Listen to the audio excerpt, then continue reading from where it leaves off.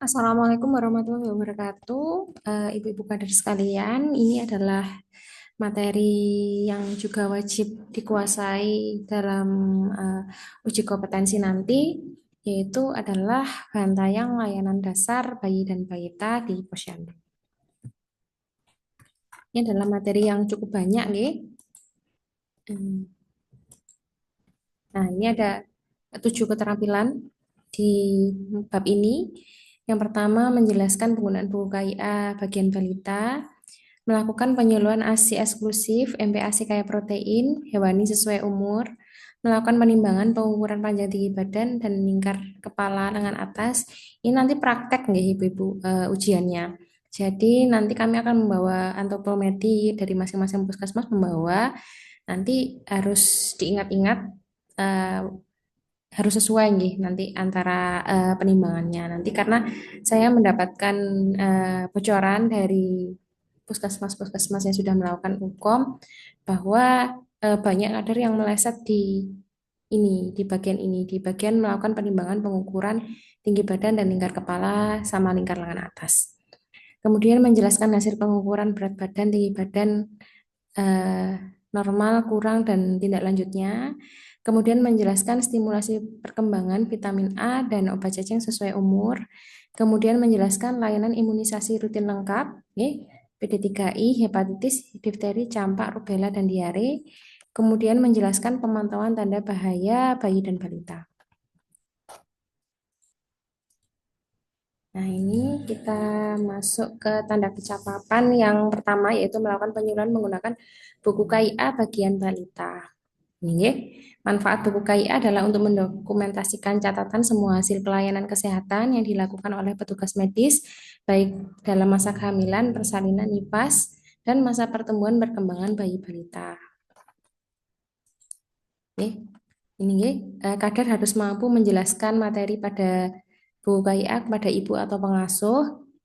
Nah, ini jenis-jenis materi edukasi terkait balita, ada jadwal dan jenis imunisasi, ada penilaian status pertumbuhan pada KMS, ada pelayanan gizi, PMBA, vitamin A, dan obat cacing, ada lembar pemantauan bayi dan balita, ada pemantauan kesehatan kondisi tanda bahaya dan perawatan pada bayi baru lahir, termasuk IMD, inisiasi menyusui dini, dan pemberian ASI eksklusif, pola asuh pada bayi balita sesuai usia, kondisi tanda anak sehat, pelayanan kesehatan, dan tanda bahaya pada balita, kelas ibu balita, deteksi dini masalah kesehatan pada bayi balita, melalui pemeriksaan warna tinja dan warna urin, pemenuhan gizi pada balita, yaitu MPASI pada usia 6-23 bulan, dan gizi seimbang pada usia 2-5 tahun. Perawatan bayi dan balita sesuai usia, termasuk pengisian checklist perkembangan dan stimulasi, kesehatan dan keselamatan lingkungan perlindungan anak, dukungan anak dengan disabilitas, perawatan anak sakit secara umum, kesiapsiagaan dalam situasi bencana. Kemudian ini daftar isinya, nggih. Jadi yang warna kuning ini ada eh, untuk ibu, guru dan kader nih, guru PAUD, TK dan RA ini yang warna kuning. Sementara untuk kesehatan yang warna kuning kehijauan ini, nggih. Daftar isinya di sini sudah ada. Nanti ini buku KIA yang baru, nggih. Jadi monggo dilihat buku KIA-nya yang terbaru.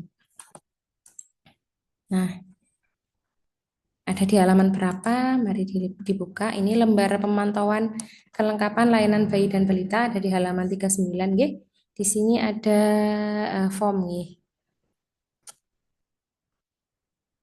Ini pemantauannya. Jadi diberi vitamin K1, ini saya tidak terlalu kelihatan, nggih. Yang ini lembar kedua, ini ada di halaman 69, yaitu informasi tentang ASI eksklusif dan MPASI. Nggih. Di sini yang bagian atas nih. Yang bagian atas ini diisi nggih setiap bulan. Frekuensi menyusuinya berapa gitu nggih. Kemudian posisi menyusui apa sudah benar gitu ya. Centang mawon. Jadi frekuensi menyusui apakah sudah benar, posisi menyusui apakah sudah benar gitu ya. ASI perahnya perlakuannya apa sudah benar ini dicentang. Kemudian MPASI, MPASI-nya diberikan sesuai atau tidak gitu nggih dicentang di sini. Untuk yang bulan ini nggih 1 sampai 5 ini di kuning nggih karena belum waktunya diberi MPAC ngeten nggih. Ini warnanya kuning, sementara yang biru ini sudah diberikan MPAC. Kemudian ini juga nggih makanan variasinya apakah sudah ada makanan pokok, lauk protein hewani, protein nabati nggih. Kemudian minyak, sayur, buah dan lainnya ini apakah sudah ada dicentang di sini. Ini dievaluasi setiap usia nggih. Kemudian teksturnya kalau yang disaring itu usia 6 sampai 8 bulan di sini. Kemudian yang dihaluskan 8 sampai 11 bulan. 6 sampai 7 nih, 6 sampai 7 itu disaring. Dihaluskan biasanya antara 7 8, 6 sampai 7, 7 8 ini dihaluskan. Kemudian dicincang ini 9 11, 9 11 dicincang. Kemudian di atas 12 sampai 13 ini sudah makanan rumah. Centang yang ini nggih. Kemudian 2 sampai 5 tahun juga makanan rumah. Kemudian untuk teksturnya, kemudian untuk jumlahnya, jumlahnya untuk 6 sampai 8 bulan itu masih tahap pengenalan saja. Jadi 2 sampai 3 sendok makan, atau sampai dengan ini bertahap sampai dengan setengah mangkok ukuran 250 mili, yang usia 6 sampai 8. Usia 9 sampai 11 itu yang segini, ukurannya setengah sampai 3/4 mangkok. Yang ini dicentang harus apakah sudah sesuai gitu. Kalau tidak sesuai disilang. Kemudian untuk usia ini nih, usia 9 sampai eh usia ini 12 sampai 23 itu harusnya 3 ini. Ini 9 sampai 11 itu 3/4 sampai 1 mangkok. Pada usia 12 sampai 23 itu 3/4 sampai 1 mangkok. Sementara untuk usia 2 sampai 5 tahun itu 1 mangkok. Oke. Kemudian frekuensi makan 3 kali sehari itu makanan utama dan 2 kali sehari makanan selingan.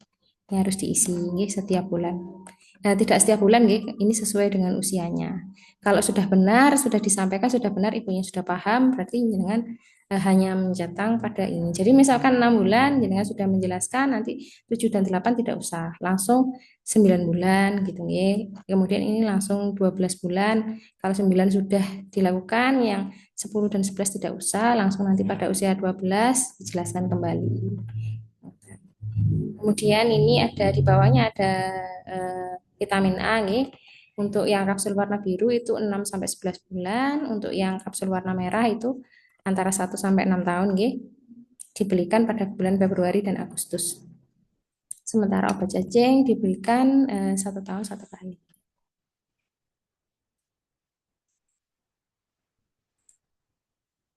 Nah, ini kemudian ada informasi penimbangan berat badan, pengukuran tinggi badan, lingkar kepala, lingkar rentang atas, serta plotting pada buku KIA. Ini ada di halaman 87, 88, 45, dan 46.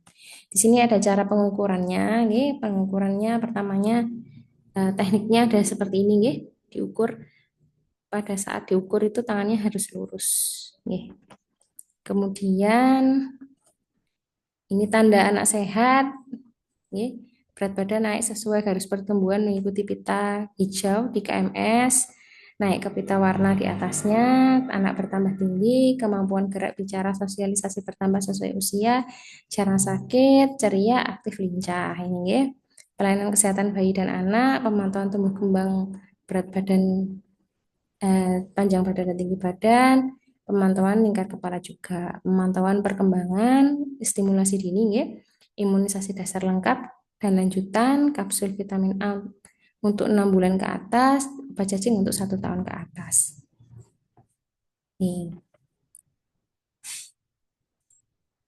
Ini informasi hasil penimbangan berat badan dan pengukuran panjang badan dan tindak lanjutnya. Ini grafiknya kita menjelaskan bahwa di sini adalah usia dalam bulan, sementara di sini adalah penambahan berat badannya. Ukuran berat badannya di sini, nggih. Yang sumbu ini usia dalam bulan, yang sini adalah berat badannya. Kemudian di sini ada target kenaikan berat badan minimal atau KBM, nggih. Di sini pada ini bulan ke-0 ini diisi tanggal lahir dan juga berat lahir. Kemudian bulan pertama diisi timbangan pada bulan pertama dan seterusnya. Targetnya ini berbeda nih antara laki-laki dan perempuan berbeda, antar usianya juga berbeda. Kemudian eh, naik dikatakan naik apabila sesuai dengan kenaikan berat badan minimal. Gitu. Misalkan ada bayi yang lahir berat lahirnya 3 kilo, kemudian eh, apa namanya dia timbang, nih, pada saat timbang itu berat badannya 3,7. Berarti dia sebenarnya naik tapi tidak adekuat. Berarti tetap ditulis T, nggih. Karena dia naik hanya 700 gram. Padahal di sini targetnya adalah 800 gram. Kemudian ini grafik berat badan menurut panjang badan ya, atau tinggi badan. Di sini adalah ini panjang badan atau tinggi badan, nggih. Yang ini berat badannya. Kan, nggih. Nah, ini kalau ada di garis antara garis ini, nggih, normal itu di sini. Normal gizi buruk itu kurang dari min 3. Jadi di bawah ini adalah gizi buruk. Kemudian kalau dia kurang gizi kurang atau wasting di sini, nggih, gizi kurang itu antara min 3 sampai min 2. Jadi ada di daerah sini. Di daerah sini. Kemudian antara garis ini dengan garis yang ini dengan garis yang ini. Kemudian apabila gizi baik atau normal itu antara min 2 SD sama dengan plus 1 SD. Ya. Min 2 SD yang ini plus 1 SD yang ini. Jadi antara garis merah yang ini sampai dengan garis oranye yang ini itu adalah normal. Kemudian plus 1 SD sama dengan plus 2 SD itu berisiko eh, gizi lebih ya, tapi masih berisiko. Yang antara garis yang ini, oranye ini dengan merah yang ini. Ini adalah gizi lebih. Jadi kalau ada di titik ini, gizi lebih. Kemudian kalau di lebih dari plus 3, ini adalah obesitas. Di atasnya ini, nggih. Obesitas. Oh, yang gizi lebih itu adalah ini, antara 2 sampai dengan 3. 2 sampai dengan 3 ini. Yang di sini adalah gizi lebih, yang di sini adalah obesitas.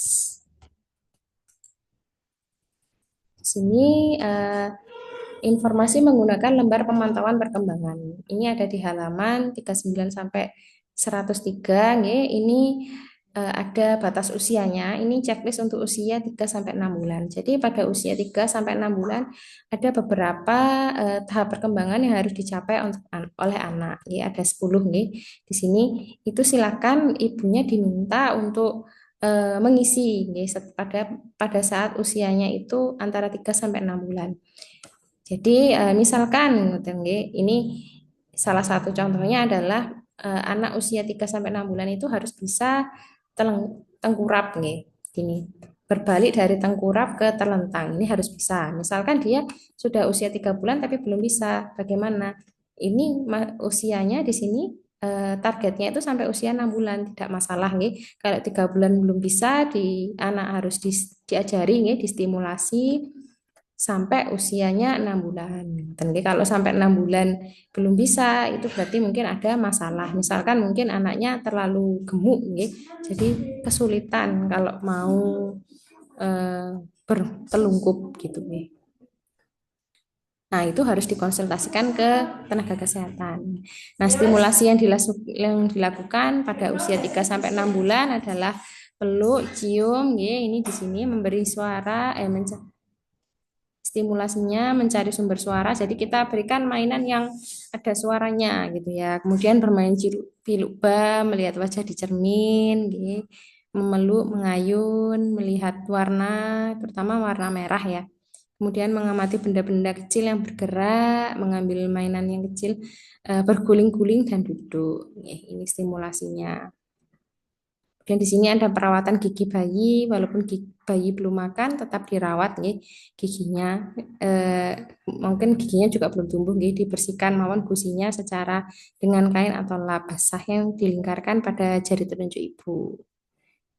Kemudian pemantauan perkembangan usia 3 sampai 6 bulan, nih, imunisasi biasanya 3 bulan itu ada DPT 1 sampai DPT 3 nih. DPT 1, DPT 3, ada IPV, ada juga eh, ini apa namanya OPV, nggih, oral polio tetesnya. Nah, ibu dan balita juga harus mengikuti kelas ibu balita. Kemudian anak usia 12 sampai 18 ada ini ya, yang dicentang yang ini yang harus diikuti yang ini. Yang di sini adalah stimulasi yang harus dilakukan. Monggo ibunya diberi informasi untuk membaca halaman ini agar diisi, kemudian dan dilakukan stimulasi sesuai tahap perkembangannya. Dan di sini juga ada ini penyeluruhannya. Misalnya ini ada manfaat pemberian obat cacing, nih, bermanfaat untuk pencegahan infeksi kecacingan sehingga dampak cacingan pada tubuh dapat dicegah, yaitu selain itu juga PHBS dan menjaga anak terhindar dari infeksi cacingan. Kemudian imunisasi lanjutan juga pada usia 18 bulan ini ya, itu sudah mendapatkan DPT lanjutan dan juga campak lanjutan. Nah, ini pada halaman 83 ada lembar kelas ibu hamil. Jadi pada setiap setiap kali ada kelas ibu hamil, ini jenengan tulis di sini tanggal dan juga parafnya, paraf kader. Jadi kita bisa tahu apakah ibu ini sudah mengikuti kelas ibu hamil dan kelas ibu balita. Ini kelas ibu balita nggih, kok bukan kelas ibu hamil. Nah, punten, kelas ibu balita. Sudah mengikuti kelas ibu balita atau belum? Nah, ini selanjutnya melakukan penyuluhan ASI eksklusif, MPASI kayak protein hewani sesuai umur. Nah, ini nggih, ASI eksklusif itu 0 sampai 6 bulan, ASI saja sampai 6 bulan, teruskan sampai 2 tahun, berikan makanan pendamping ASI setelah 6 bulan. Disampaikan kepada ibunya untuk berusaha, nggih, walaupun sangat susah, yang namanya ASI eksklusif butuh perjuangan, tetapi harus tetap diusahakan, nggih, terutama untuk ibu-ibu yang bekerja, jangan patah semangat. Nanti ada apa namanya, tetap bisa diperah, nggih, ASI tetap bisa diperah. Nanti kalau misalkan bilangnya tidak keluar gitu ya saat diperah, coba beberapa triknya. Yang pertama itu adalah melakukan power pumping. Power pumping itu dilakukan pemerahan ASI selama 30 menit. Dan selama 30 menit itu dipompa, walaupun tidak keluar tetap dipompa sampai 30 menit. Setelah itu biasanya akan lebih lancar ASINya. Kemudian memompanya harus pada jam yang sama, sesuai dengan jam minum adik atau adik bayinya. Jadi pada saat bekerja, misalkan adik bayi biasanya minum jam berapa, setiap 3 jam ya, itu dipompa. Kalau telat meleset, pompanya waktunya meleset itu juga biasanya tidak keluar. Dan monggo disampaikan sedikit tips pada ibu yang bekerja supaya nanti bisa tetap melakukan ASI eksklusif. Selain itu, nanti disampaikan juga untuk ASI perah nih. ASI perah itu sistemnya adalah LIFO nih. Jadi hanya diberikan pada saat ibu tidak ada di rumah. Jadi kalau ibu ada itu harus menggunakan ASI yang langsung ya, harus kalau bisa harus eh, direct breastfeeding nih, istilahnya DBF. Kemudian yang diberikan adalah ASI yang paling baru diperah itu yang diberikan pada saat ibu keluar. Usahakan memberikan ASI yang paling baru diperah gitu nggih. Jadi ASI yang lama bisa disimpan sebagai stok karena eh, kita harus memberikan ASI yang paling baru, paling segar untuk bayi. Dan kemudian untuk penyimpanan ASI perah kalau di suhu ruang itu bisa tahan 6 jam, 4 jam, nggih. Nanti ada tabelnya kalau nggak salah di belakang. Nih, kita lanjut dulu, nggih. Untuk ibu eh, untuk bayi usia 6 sampai 8 bulan ini, nggih, makanannya harus sendoknya, nggih. Sendoknya ada tiga sendok. Di sini telurnya ada 50 gram, nggih. 3 sendok itu 30 gram, nggih. Kemudian ada garamnya seper 8, nggih. Sedikit saja garamnya. Kemudian ada sayurnya. Sayurnya di sini wortel, kemudian ada santan atau minyak goreng juga bisa, harus ada lemaknya, nggih. Kemudian di sini ada air.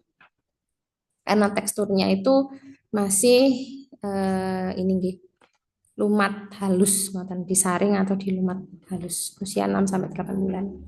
Kemudian disampaikan bahwa ASI pada usia ini itu masih tahap belajar. Jadi tidak apa-apa kalau habisnya hanya sedikit nih, karena kebutuhan bayi itu masih 70% masih dari ASI. Sementara MPASI itu 30%. Dan nggih, satuan penukar protein hewani di sini ada di bawahnya nggih. Kemudian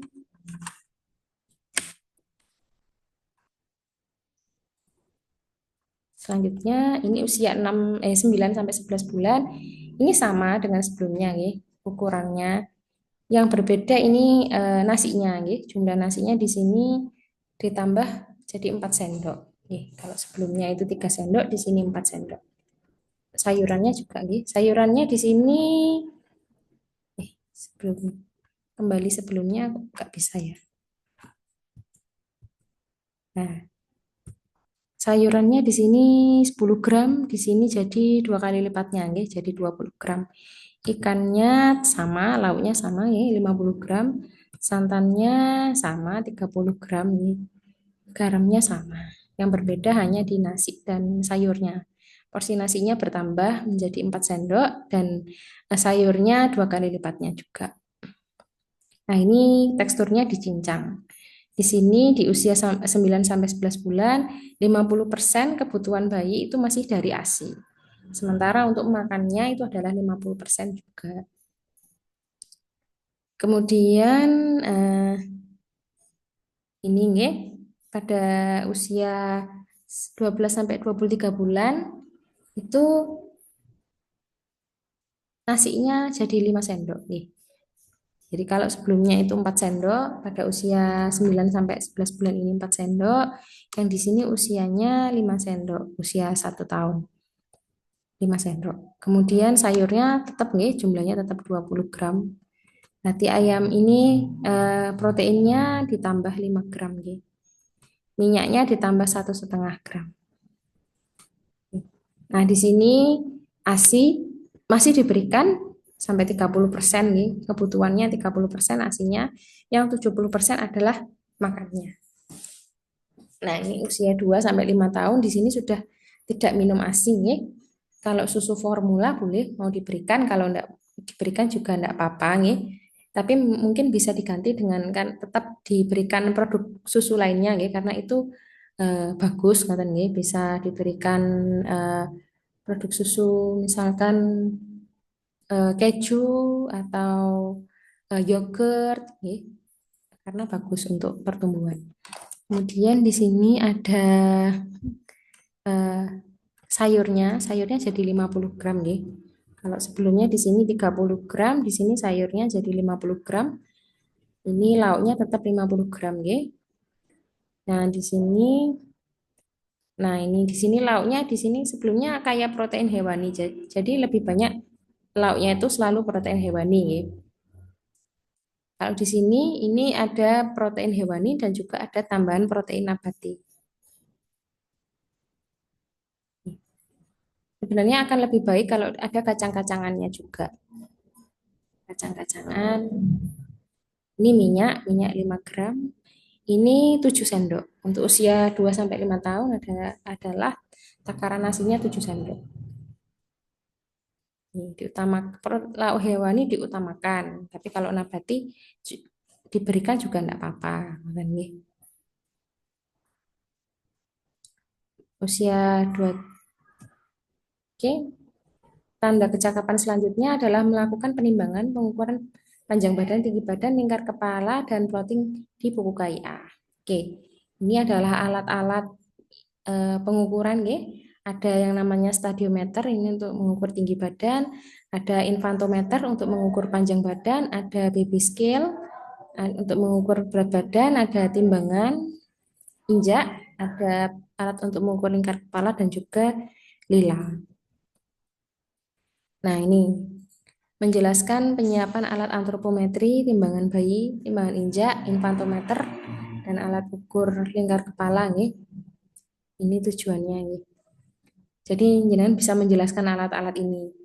Kemudian menjelaskan prinsip penimbangan, nanti prinsip penimbangannya seperti apa, kemudian menjelaskan cara melakukan penimbangannya seperti apa.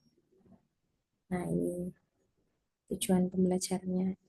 Ini adalah baby scale ya, timbangan berat badan bayi diletakkan di tempat yang rata dan datar. Nih.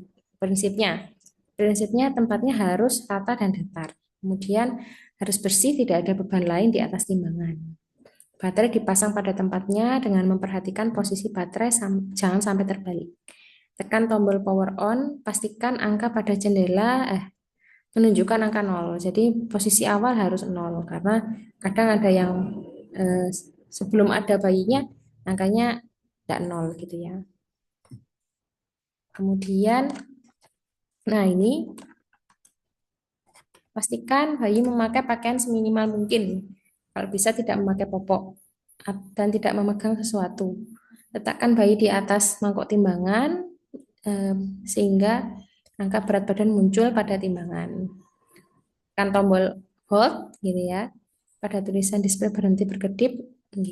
Kemudian kita mencatat berat badan dalam satuan kilogram dengan ketelitian 0,2 angka di belakang koma. Ketelitiannya 10 gram.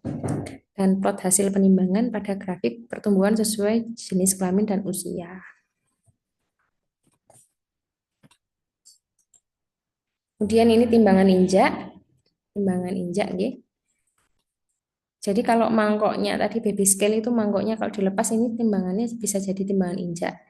Nih, untuk melepas mangkok baby scale dapat digunakan menjadi timbangan injak. Sama nih prinsipnya di tempat yang rata, harus di tempat yang rata dan tidak mudah bergerak nih di ruangan yang cukup terang. Pastikan timbangan bersih, tidak ada beban lain, baterai terpasang, kemudian tombol on-nya pastikan angkanya 0. Nah, ini yang benar, nih. Yang benar adalah pakaiannya seminimal mungkin. Di sini hanya memakai kaos, ya, kaos dan baju, tidak pakai popok. Kalau yang di sini ini salah karena ini pakai baju, nih. Kemudian ini pakai celana jeans, itu berat nih. Balita berdiri tepat di tengah nih. Pada layar penimbangan setelah angkanya 0, balitanya berdiri tepat di tengah. Eh, Tetap berada di atas timbangan sampai angkanya muncul. Kalau angkanya sudah tidak berubah, baru turun. Oke. Petugas berdiri di depan layar dan membaca hasil timbangan. Oke. Berat badan balita dalam satuan kilogram ditulis 2 angka di belakang koma. Nah, yang ini infantometer sama nih prinsipnya diletakkan di tempat yang rata, datar, dan keras. Harus dipastikan dalam kondisi baik dan lengkap. Alat menunjukkan ukuran meteran dapat terbaca jelas dan tidak terkelupas atau tertutup. Oke. Harus dipastikan bahwa papan geser kaki dapat digerakkan dengan lancar. Siapkan kain tipis pada alat ukur bagian kepala. Nih. Bagian kepalanya saja yang diberi kain tipis. Kemudian lepaskan sepatu, alas kaki, kaos kaki, hiasan rambut, nih, tutup kepala dan aksesori lainnya pada balita yang dapat menghambat proses pengukuran. Kemudian balita diletakkan terentang pada puncak kepala menempel pada bagian kepala. Nih. Pengukuran dilakukan oleh 2 orang. Pengukur utama memegang dan menekan lutut balita agar tungkai bawah lurus ke permukaan alat ukur. Asistennya mengukur memastikan letak kepala menempel pada bagian kepala. Jadi yang pengukur utamanya ada di lutut, yang mengukur asistennya dia di bagian kepala supaya gak gerak-gerak nih karena balita yang usianya sudah ini nih hampir 2 tahun itu biasanya dia pasti gerak-gerak kalau kita mau mengukur. Kemudian pengukur utama menggerakkan papan geser pada kaki ke arah telapak kaki hingga posisi telapak kaki tegak lurus menempel pada papan geser kaki. Seperti ini, nggih. Jadi tegak lurus pada kakinya. Jika balita menangis, kaku, usap telapak kaki agar lemas. Segera tempelkan papan geser pada telapak kaki balita.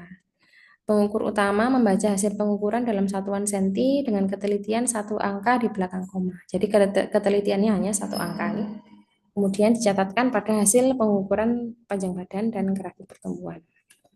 Nah, telentang atau berbaring ini adalah untuk balita usia 0 sampai 23 bulan. Nggih.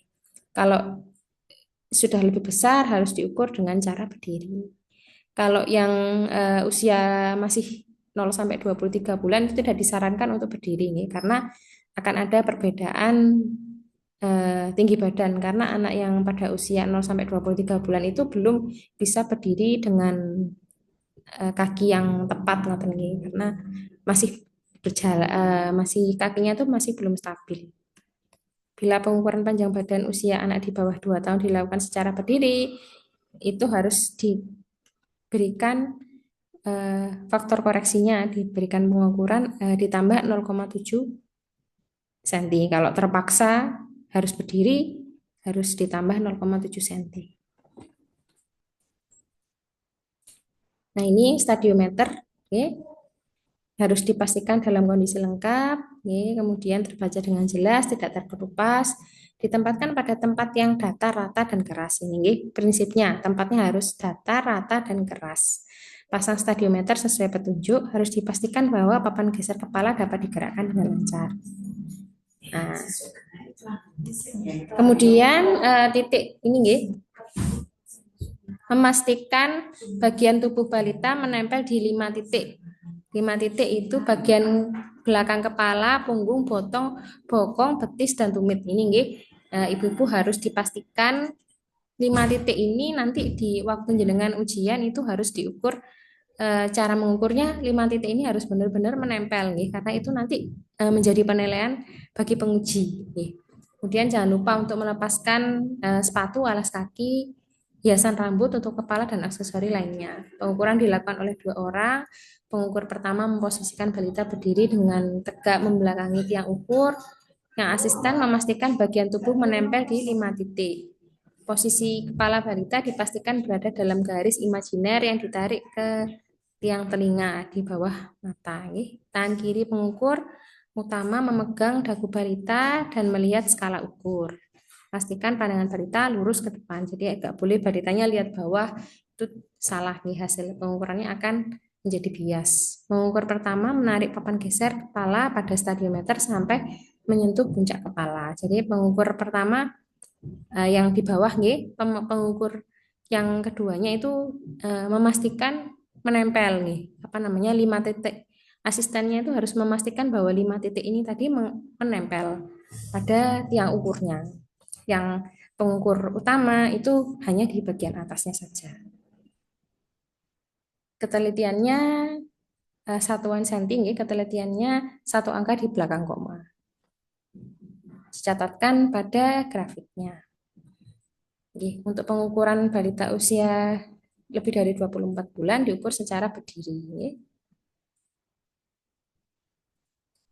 Kalau yang dilakukan secara berbaring harus dikurangi 0,7 cm. Oke, selanjutnya ini adalah mengukur lingkar kepala dan lila. Pastikan alat ukur tidak kusut, tidak terlipat, atau tidak sobek. Alat ukur kondisi bersih sehingga angkanya terlihat jelas. Pengukuran dilakukan pada lengan kiri atau lengan yang tidak dominan. Pastikan lengan yang diukur tidak tertutup pakaian. Jadi harus diangkat nih kalau ada pakaiannya. Nah, ini cara pengukurannya. Tentukan titik tengah lengan dengan cara lengannya ditekuk. Jadi ditekuk membentuk sudut 90 derajat, kemudian dilihat telapak tangan menghadap ke atas. Cari titik ujung bahu dan sampai ujung siku lengan. Kemudian diukur di antara kedua titik tersebut dibagi dua, di tengah-tengahnya dibagi dua. Nah, pada saat pengukuran tangannya harus lurus nih.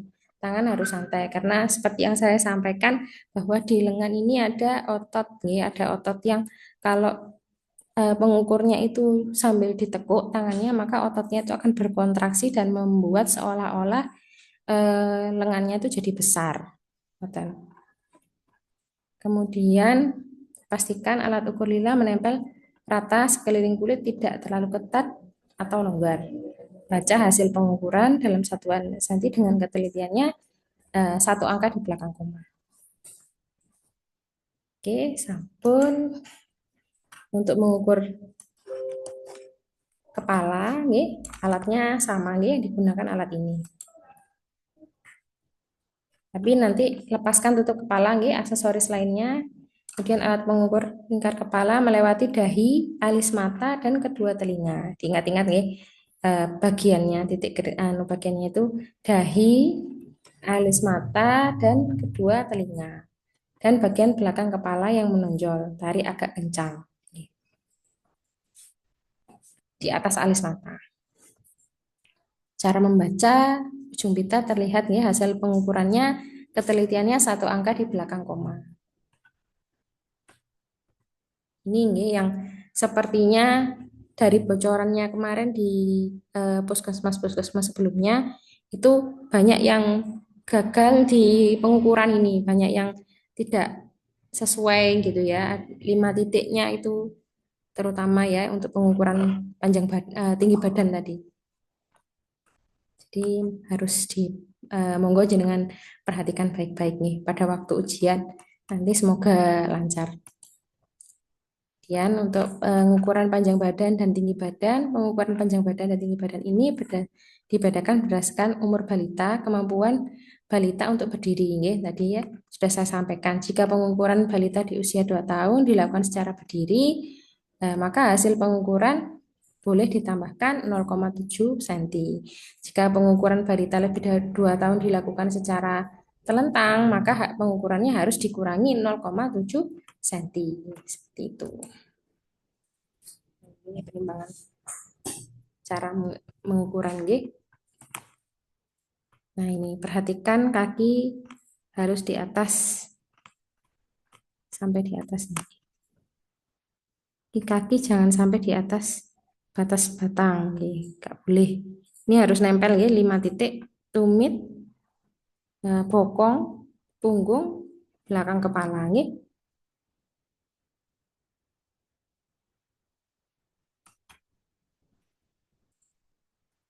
Kemudian plotting hasil pengukuran pada buku IA menjelaskan penggunaan KMS sesuai dengan umur dan jenis kelamin. Jadi yang pink itu untuk yang perempuan, yang biru itu untuk laki-laki. Karena berbeda nih hasil grafiknya untuk laki-laki dan perempuan itu KBM-nya berbeda. Kenaikan berat badan minimalnya. Jadi kalau jangan sampai salah. Kemudian menjelaskan cara pengisian KMS, identitas anak, bulan penimbangan, status pertumbuhan, naik atau tidak, kondisi sakit atau tidak, status ASI eksklusif, ya dicentang di bagian bawahnya itu, diberi E1, E2, E3 gitu nih, sampai E5. Kemudian menjelaskan cara melakukan plotting hasil penimbangan pada KMS. Menjelaskan interpretasi hasil plotting dan status pertumbuhan pada KMS, kemudian menjelaskan tindak lanjut hasil plotting penimbangan. Kita lihat. Nah, ini nih. Oh, ini dicentang nih. Dicentang kalau diberi ASI eksklusif di sini contohnya dicentang, bukan E1 nih. Dicentang, centang, dicentang kalau ASI eksklusifnya diberikan. Jadi ditanyakan juga nih ASI eksklusifnya. Ini naik turunnya nih. Ini kita bisa lihat contoh soalnya nih. Namanya ditulis di sini Dinda Handayani Posyandu Pepaya nih. Kemudian tanggal lahirnya 3 Februari 2022, berat lahirnya 2,8. ASI diberikan ASI, kemudian bulan ke pertama naik 3,8 nggih, naik 1 kilo berarti sesuai di atas KBM berarti naik. Kemudian di sini 4 bulan kedua beratnya 4,7 nggih, berarti naiknya berapa? 9 on nggih. Naiknya pas 9 on. Kemudian yang di sini bulan Mei dia 5,6, berarti 5,6 9 on nggih. Cocok naik. Kemudian di sini bulan keempat dia 6,4 berarti kenaikannya berapa? Kenaikannya berarti 4 tambah 8 on nih. Kenaikannya 8 on.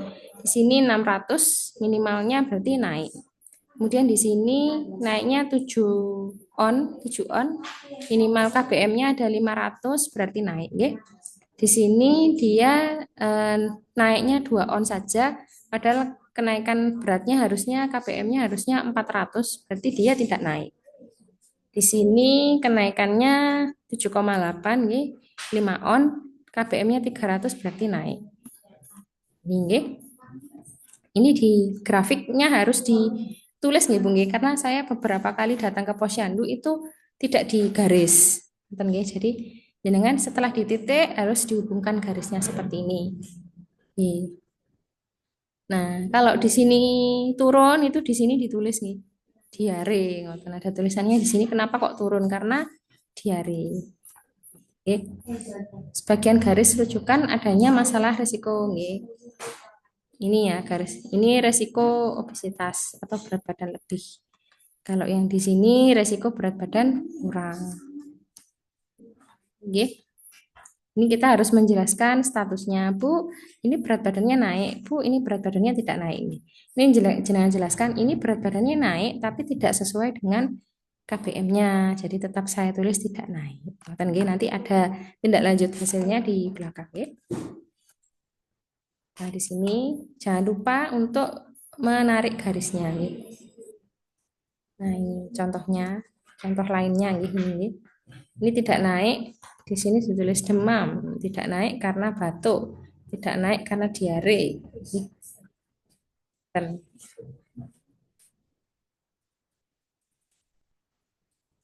Ini contoh plotting berat balita pada grafik KMS anak laki-laki umur 14 bulan. Ya.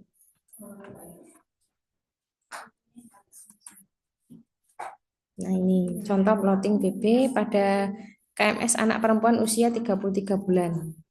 Ini tidak naik karena demam, tidak naik karena tidak nafsu makan, tidak naik karena diare. Seperti ini, nggih. Nah, ini tanda kecakapan bayi dan balita. Yang selanjutnya yaitu menjelaskan hasil pengukuran berat dan tinggi badan normal, kurang, dan tindak lanjutnya. Oke. Tindak lanjutnya, kalau berat badan naik, maaf. Kalau berat badan naik, hasil penimbangan, meningkat dari berat badan normal mengikuti garis pertumbuhan, sesuai dengan KBM-nya, mengikuti garis pertumbuhannya. Ini garis pertumbuhannya yang ini, jadi naik, ngoten nggih. Kalau yang ini kan lurus nih, garis pertumbuhannya seperti ini. Nah, yang ini tidak sesuai kan harusnya kan gini, nggih. Lurus seperti ini. Ini di sini. Jadi tidak dianggap tidak naik. Ngoten nggih, turun. Kalau tidak naik terdiri dari 3. Yang pertama, berat badan naik tapi tidak adekuat, yaitu apabila hasil penimbangan berat badan bulan ini meningkat dari bulan lalu, namun kenaikannya tidak cukup sesuai usia dan jenis kelamin, ditunjukkan dengan arah garis pertumbuhan tidak mengikuti grafik pertumbuhan normal sedikit menjauh. Ini kan harusnya gini ya di atasnya sini, tapi ini turun. Kemudian berat badan tetap yaitu apabila hasil penimbangan pada bulan ini sama dengan bulan lalu, menunjukkan garis pertumbuhan yang mendatar. Mendatar contohnya seperti yang ini ya, yang ini datar seperti ini.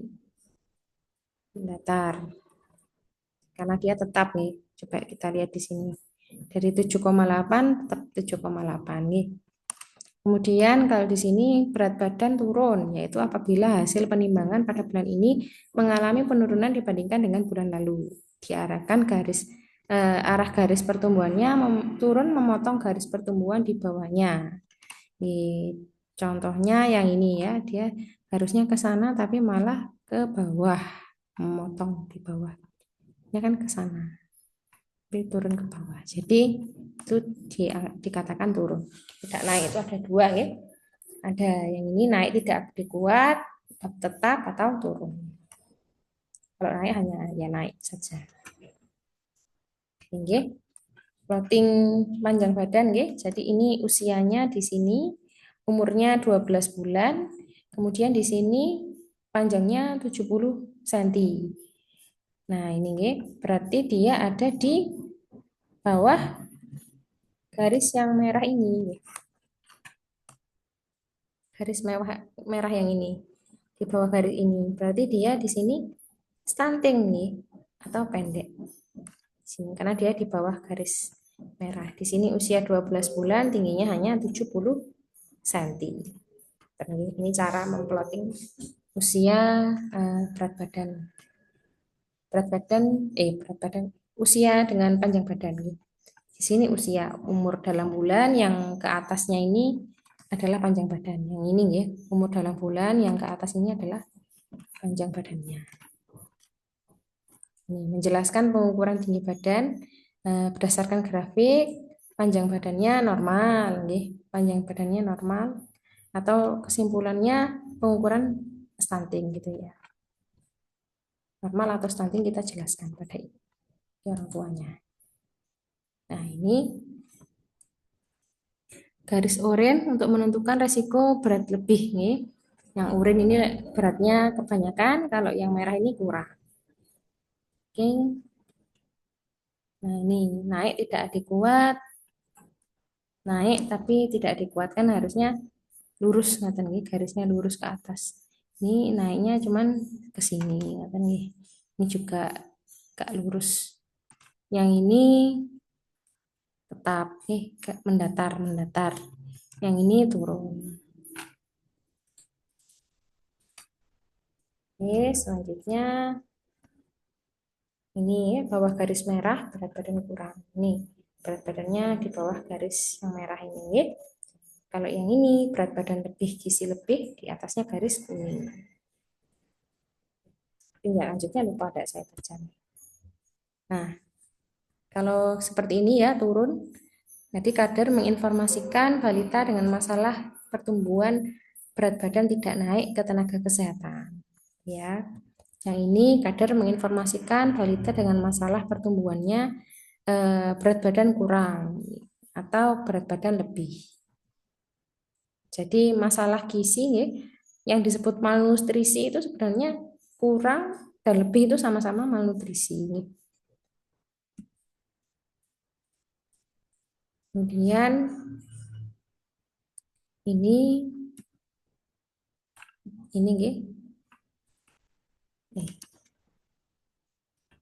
Yang ini garisnya, yang ini naik ya.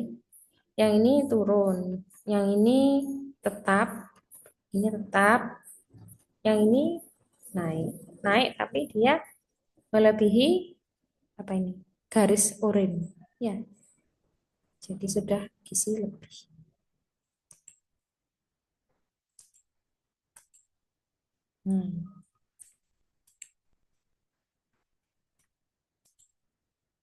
Tetap mendatar tidak baik. Naik tapi tidak baik nih karena yang ini baik melebihi garis oranye, jadi tidak baik. Oke. Apa yang harus dilakukan ladar jika balita dengan status pertumbuhan naik? Harus memberikan pujian kepada ibu yang telah membawa balita ke posyandu dan sampaikan bahwa kenaikan berat badan balita merupakan keberhasilan ibu mengasuh balita. Kemudian berikan umpan balik untuk mempertahankan kondisi bayi dan datang bulan depan. Nasihat tentang pemberian makanan sesuai rekomendasi usianya, sesuai teksturnya. Anjurkan untuk datang kembali pada penimbangan berikutnya. Jika di garis oranye ya, jika tren naik terus sampai ke garis oranye, kita harus memberikan nasihat tentang aktivitas fisik. Jadi makannya nggak boleh dikurangi, tapi aktivitasnya yang ditambah. Tetap berikan pujian, anjurkan untuk datang datang kembali bulan depan. Sehat aktivitas fisik nih ya. Laporkan ke tenaga kesehatan untuk dilakukan intervensi dini dan anjuran evaluasi 2 minggu jika tidak ada perbaikan dirujuk. Tetap beri pujian, edukasi tentang pemberian makanan, asupan sesuai dengan aktivitas anak.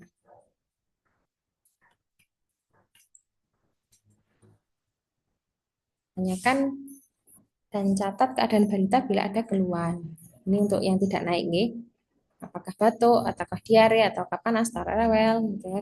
Alasan kenapa tidak naik. Oke, kebiasaan balita dan hal lain seperti faktor lingkungan dan sosial. Kemudian berikan penjelasan kepada kemungkinan penyebab berat badan tidak naik tanpa menyalahkan ibu. Kita nggak boleh menyalahkan ibu, ya. Kemudian laporkan ke tenaga kesehatan untuk mendapatkan rujukan ke puskesmas atau fasilitas kesehatan. Dan tetap harus memberi ujian. Dia anjurkan untuk datang kembali bulan depan. Kalau di bawah garis merah, tanyakan tentang catatan, apakah batuk, diare, panas, rewel, sama seperti yang sebelumnya. Kemudian di sini memberikan penjelasan tanpa menyalahkan ibu. Kita tidak boleh menyalahkan ibu. Dan laporkan ke tenaga kesehatan untuk mendapatkan rujukan. Nah, kalau di bawah garis merah, setelah dirujuk dan dikonfirmasi, tidak perlu dirujuk kembali jika garis pertumbuhannya mengikuti garis pertumbuhannya. Jadi kalau sudah naik, tidak perlu dirujuk lagi. Namun jika berat badan tidak mengalami kenaikan, maka harus dirujuk. Kita berikan pujian dan anjurkan datang lagi bulan depan. Ini contoh kasus kita lewati saja, nggih.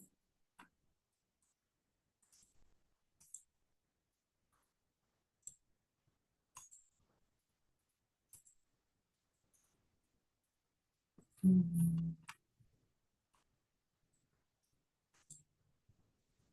melakukan stimulasi perkembangan vitamin A dan obat cacing sesuai umur. Sini nggih, tadi saya sepertinya sudah menjelaskan yang ini ya, vitamin A 6 bulan sekali, obat cacingnya 1 tahun sekali. Nih, yang usia 6 bulan warna biru, yang lebih 6 sampai 11 bulan nggih, yang di atas 1 tahun warna merah. Itu halaman berapa tadi? Halaman 8 ya. Yang ini halaman 93 nih. Jadi sudah saya jelaskan untuk stimulasi tumbuh kembang bayi itu sesuai dengan usianya nih. Sesuai dengan usia. Jadi usia 29 sampai 3 bulan itu harus bisa apa. Nah, di sini ada juga ini nih, penyuluhan manfaat imunisasi. Nanti kita bahas lebih dalam di yang imunisasi. Nah, ini ada jadi usianya jadi sebelum usia 2 bulan, itu 3 bulan, ini 29 sampai 3 bulan, 3 bulan sampai 6 bulan, 12 sampai 8, Yang ini manfaat imunisasi campak dan rubella, untuk mencegah penyakit rubella, Penyakit rubella ini dapat mengakibatkan komplikasi radang paru, radang otak, dan kebutaan. Vitamin A untuk meningkatkan kesehatan mata dan pertumbuhan. Untuk mendapatkan pelayanan pemantauan pertumbuhan ini untuk usia 12, 15, dan 18 bulan. Sudah ini sepertinya sudah saya jelaskan. Selanjutnya ini kita membahas tentang PD3I nih, penyakit yang dapat dicegah dengan imunisasi. Ada hepatitis, difteri, campak, rubella, diare, dan masih banyak lagi. Nah, ini lembar imunisasi ada di halaman 72 nih. Yang warna abu-abu ini artinya adalah belum boleh ya, usia yang tidak diperbolehkan untuk memberikan imunisasi. Kalau yang warnanya putih ini adalah usia yang tepat untuk pemberian imunisasi. Usia yang warna kuning ini usia yang masih diperbolehkan untuk melakukan imunisasi. Jadi kalau terlambat gitu tidak bisa tepat waktu pas 1 bulan gitu ya, misalkan BCG tidak bisa pas waktu 1 bulan batuk pilek gitu ya. Itu bisa diberikan sampai usia 11 bulan. Yang di sini sudah abu-abu, jadi kalau umurnya sudah 1 tahun sudah tidak bisa diberikan yang BCG. Kemudian yang ini hepatitis B itu usia 0 saja ya. Kalau sudah 1 bulan tidak bisa. Biasanya ini diberikan waktu lahir di rumah sakit. Dan ini harus urut nih Bu ya. Imunisasinya harus urut dari atas sampai bawah ini urut. Jadi kalau misalkan belum BCG nggak bisa tiba-tiba langsung DBT, tidak bisa, harus BCG dulu. Kecuali nih harus DBT dulu, harus BCG dulu, harus urut. Kecuali kalau sudah di sini ya rota, rota ini hanya sampai usia maksimal 6 bulan. Kalau sudah lewat ya enggak usah diberikan, kita langsung lompat ke imunisasi yang selanjutnya. Dan nah, ini campak BCG bisa dimulaikan diberikan mulai dari 0 sampai 11 bulan, nih, polio tetes 1 0 sampai 11 bulan. Ini yang DPT-HB1 mulai dari 2 bulan. Nih, oke. Imunisasi rutin lengkap adalah nih, nih, perawatan usia untuk usia 29 sampai 3 bulan itu imunisasinya BCG, polio, DPT HIV, DPT HB HIV, PCV dan Rota. Usia 6 sampai 8 bulan ada imunisasi campak nih 9 bulan nanti. Untuk usia 8 sampai 11 bulan ini imunisasinya yang lanjutan. Yang 18 bulan nih. Nah, di sini imunisasi imunisasi rutin lengkap itu adalah apabila ada seorang anak dinyatakan mendapatkan imunisasi rutin lengkap jika anak tersebut telah lengkap mendapatkan imunisasi nih, mulai dari masih bayi 0-11 bulan, yang lanjutan 12 sampai 23 bulan dan pada saat sekolah nih, SD dan MI nih. Nah, pada saat imunisasi dasar usia 0 sampai 1 tahun itu yang didapatkan adalah HB, BCG, DPT, HB, HIV, 3 dosis, nih, 3 kali dari DPT 1, DPT 2, dan DPT 3. Polio tetes OPV, nih, namanya oral polio vaksin. Ini 4 kali, 4 kali ya. Jadi ada polio 1, polio 2, polio 3 sampai polio 4. Kemudian polio yang suntik atau IPV ini satu dosis. Kemudian campak rubella 1 dosis ya, usia 9 bulan. Kemudian yang lanjutan itu 18 sampai 24 bulan itu mendapatkan DPT HB HIV 1 dosis dan campak rubella 1 dosis. Nah, sudah mendapatkan imunisasi lanjutan, anak pada saat sekolah itu akan mendapatkan campak rubella lagi pada saat kelas 1 ya. Dan TD nanti biasanya TD. DT, DT nih. DT itu difteri dan tetanus.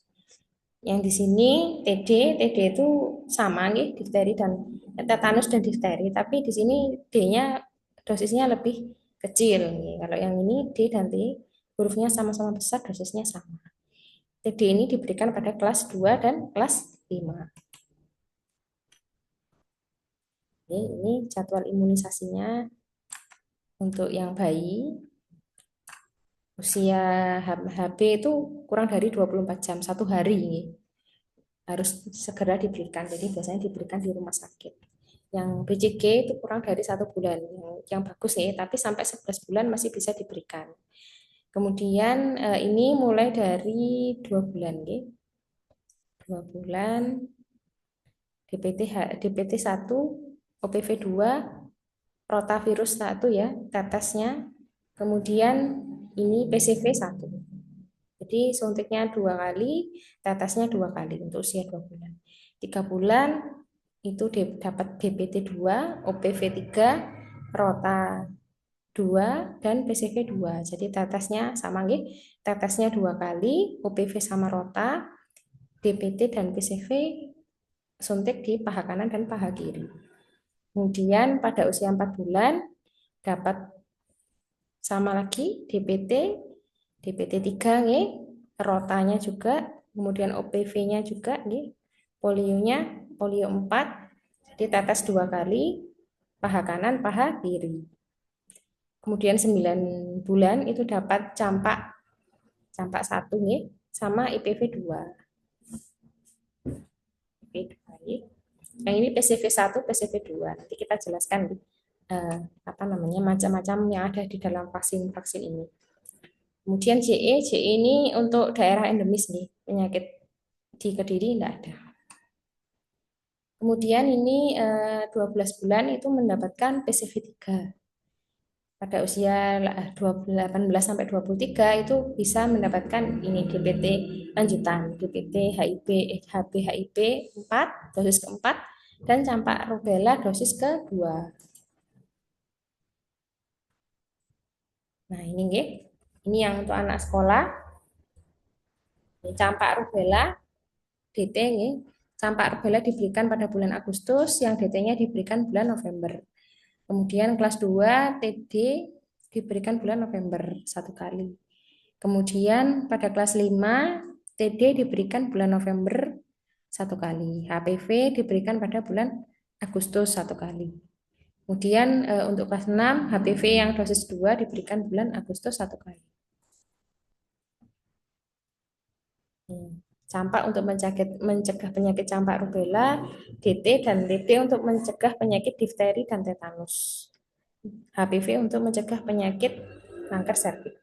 Nanti kita bahas nih. Nah, ini hepatitis. Hepatitis itu penyakit kuning ya. Jadi kerusakan pada hati disebabkan oleh virus hepatitis nih, yang menyebabkan kuningnya jadi seluruh tubuh, ya. Livernya itu rusak atau hatinya. BCG ini tuberkulosis ya, batuk yang sampai keluar darah. Nah, ini pencegahannya dengan imunisasi BCG. Nah, ini untuk imunisasi DPT, HB, dan HIV, ya. Difteri itu batuk rejan. Ya. Difteri ini nggih.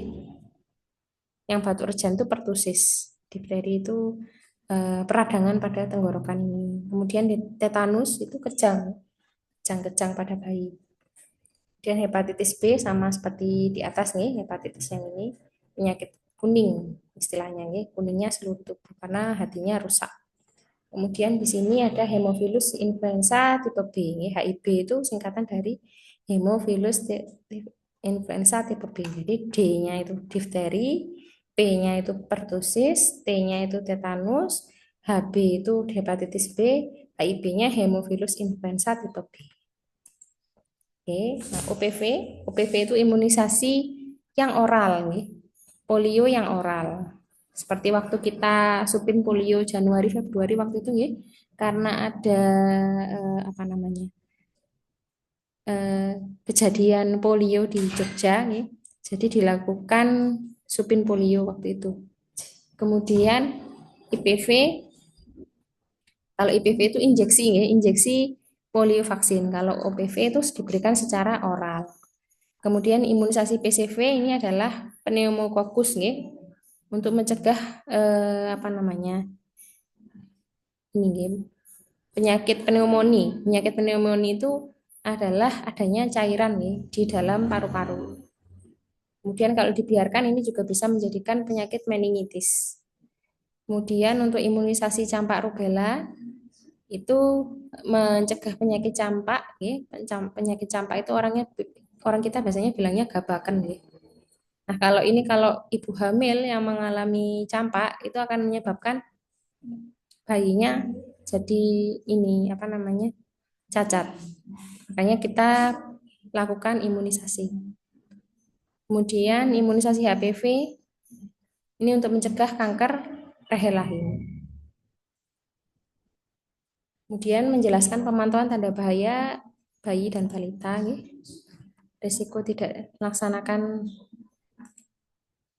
halaman 72 dan 78. Nggih. Jadi nafas itu 40 sampai 60 kali per menit, nggih. Ini kalau sehat, kalau tidak sehat kurang dari 40 kali atau lebih dari 60 kali, nggih. Kemudian warna kulit, warnanya merah muda, nggih, normalnya, nggih. Kalau tidak normal itu pucat, nggih. Kalau kejang itu harusnya normalnya tidak ada. Kalau ada mata mendelik, tangan bergerak, menari gitu ya, menangis melengking, tiba-tiba badan kaku, mulut mencucu ini ya, kejang ya. Kemudian aktivitas menangis jika sedang haus dan buang air. Itu harusnya nangis ya. Kalau nggak nangis, itu bahaya. Kemudian minum ASI, harusnya mau minum. Kalau tidak mau minum, itu bahaya juga. Refleks hisapan kuat, harusnya kalau lemah, itu bahaya nih. Kuning, ini nih, kuning itu normalnya muncul pada 1 sampai 3 hari. Dan harusnya menghilang dalam 2 minggu. Karena ini apa namanya hatinya bayi itu livernya itu masih belum pada saat lahir itu kan masih belum bekerja dengan baik sehingga ada kemungkinan bayi itu akan kuning. Tapi setelah 3 hari harusnya sudah normal. Tapi kalau lebih dari kurang dari 24 jam itu sudah kuning atau setelah 2 minggu itu kuning, nah itu perlu terapi foto ya namanya ya, fototerapi. Kemudian buang air kecil itu kalau warnanya harus kuning jernih nih, 6 sampai 8. Kalau pekat dan sedikit, tapi ini untuk anu ya, untuk ASI itu biasanya penyerapannya karena didapat diserap dengan sempurna, biasanya kadang ada yang jarang pipis nih. Buang air besar juga jarang biasanya. Ada yang tidak buang air besar karena ASINya diserap sempurna. Kemudian suhu tubuh normal 36 sampai 37, kalau panas itu berarti atau dingin itu tidak normal. Tali pusat harusnya bersih ya. Kalau ada merah-merah atau bernanah atau berbau itu berarti tanda bahaya. Matanya harusnya bening, oke. Dan bercak putih di mulut tidak ada dan kulitnya bersih. Ini tanda bahaya ya. Dingin, lemah, muntah-muntah, diare, kulit mata kuning, ya. Tinja saat buang air besar berwarna pucat. Kemudian tali pusatnya berwarna kemerahan sampai dinding perut berbau dan bernanah. Kemudian tidak mau menyusu, kejang-kejang, ya, sesak nafas, menangis atau merintih terus-menerus. Sunat pada bayi perempuan tidak mempunyai manfaat terhadap kesehatan nggih, dan berisiko bagi kesehatan bayi saat ini maupun masa yang akan mendatang. Jadi sunat itu pada bayi laki-laki saja. Kalau perempuan tidak ada manfaatnya. Ini tanda bahaya pada balita ya. Tidak bisa minum, diare, demam, muntah-muntah, tinja biru ya. Tampak biru nih, tampak biru itu sianosis di sini. Jadi kekurangan oksigen. Kemudian pembengkakan atau nyeri pada belakang telinga ini. Kemudian perdarahan di hidung ya atau kulit atau BAB. Kemudian sesak nafas, kejang, ini tanda bahaya balita. Nah, ini nih gambar pemantauan pada buku KIA untuk bayi dan balita. Untuk pada bayi nih, usia 0 sampai 2 bulan, ini pemantauannya adalah harian nih. Untuk sampai dengan 2 bulan. Pemantauannya harian. Nih, silakan dicentang ya, ibunya disuruh mencentang ini apa kalau tidak ada berarti biru hijaunya ini dicentang. Kalau ada tanda misalkan nafasnya sesak itu dicentang yang di sini. Nih, dicek setiap hari. Yang di baliknya itu lembar baliknya yang buat balita itu checklistnya mingguan nih. Sama seperti yang tadi bahayanya tapi di checklistnya mingguan. Nah, ini kegiatan posyandu 5 langkah ya. Jenengan sepertinya sudah hafal kalau posyandu balita. Oke, selesai. Sekian materi dari saya. Sampai jumpa di video selanjutnya.